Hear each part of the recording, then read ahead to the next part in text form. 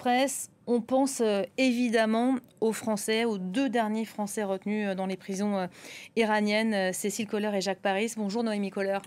Merci d'être avec nous en ce moment, évidemment, on l'imagine, extrêmement difficile pour vous, votre sœur qui est donc retenue dans une prison de Téhéran depuis plus de 3 ans maintenant, dans ce contexte. Donc elle était déjà en prison en Iran, elle est maintenant en prison sous les bombes israéliennes. Vous vous dites évidemment terrifiée, je vous cite, on a monté plusieurs crans dans l'angoisse de la terreur.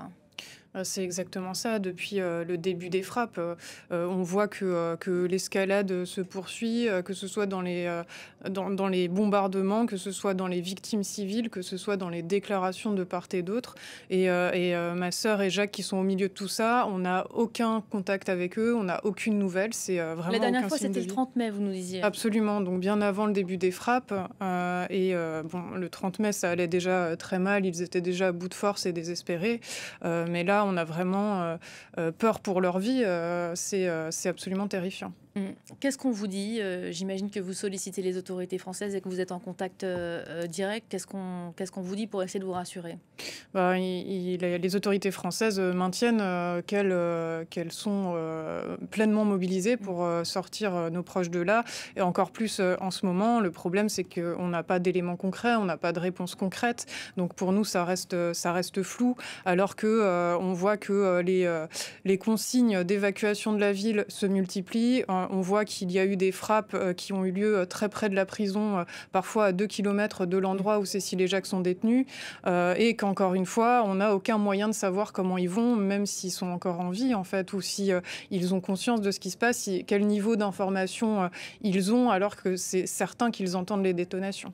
Les conditions de leur détention avant ces frappes, on les connaît brièvement. Vous êtes déjà venu plusieurs fois sur notre plateau. Et puis, on a entendu aussi les anciens prisonniers libérés et venir témoigner.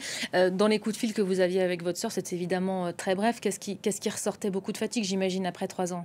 Beaucoup de fatigue, un grand désespoir, une pression psychologique qui est maintenue, enfin une torture psychologique qui est maintenue de la part de ces geôliers, notamment depuis Noël, en fait, depuis plusieurs mois.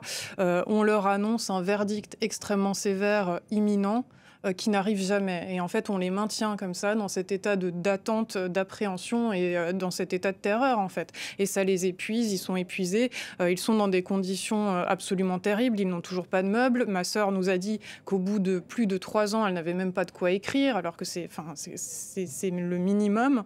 Très peu de sorties, 3 sorties par semaine de leur cellule dans laquelle ils n'ont même pas de lumière du jour, en fait. Enfin, c'est des conditions qui sont absolument terribles. Et tout ça dans un isolement total du monde extérieur et complètement sous la pression de leurs geôliers. J'expliquais en début d'édition qu'il y a de nouvelles frappes. C'est pas nouveau, hein, c'est récurrent depuis 6 jours sur l'est de Téhéran. Qu'est-ce qui vous fait le plus peur là aujourd'hui pour votre sœur? Ce sont les bombardements ou ça peut être l'éventuelle réaction du régime? On a entendu quand même la posture et les mots très forts du guide suprême qui est quand même pris aux entournures, qui est en difficulté. Ça aussi, j'imagine que c'est un point de tension pour vous.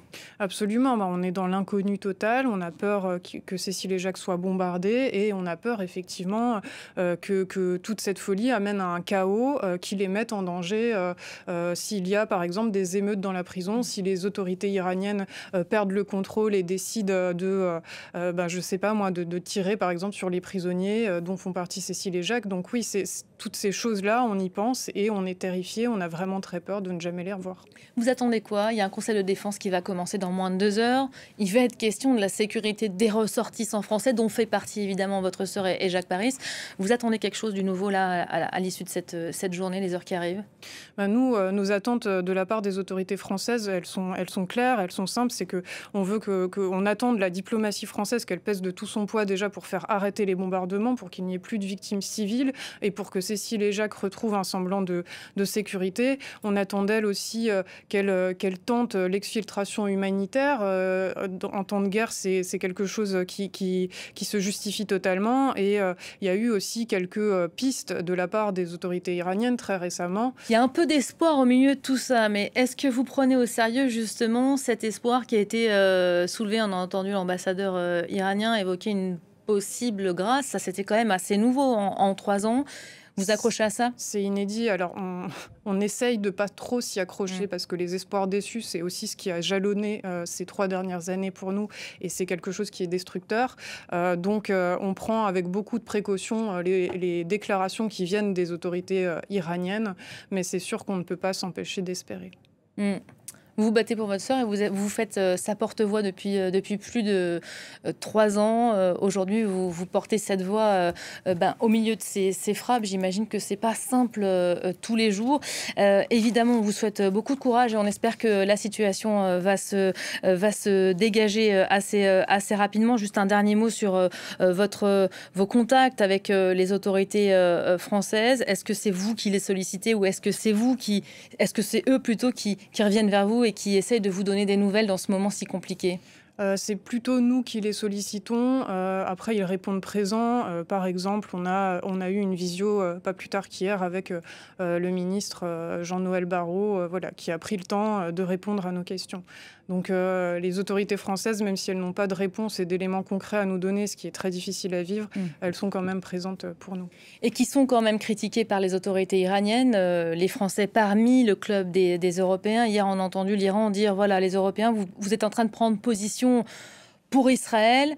Est-ce que ça vous fait peur, ce genre de propos? Évidemment, ça nous fait peur. En fait, nous, on ne comprend pas ce genre de position qui prennent parti dans une guerre pareille. En fait, la seule position qui est admissible pour nous, c'est la paix et l'arrêt des bombardements. Merci beaucoup Noémie Kohler. Merci d'avoir été sur ce plateau pour vous faire le porte-voix de votre sœur et Jack Paris, je le rappelle, retenu en Iran, actuellement sous les frappes israéliennes.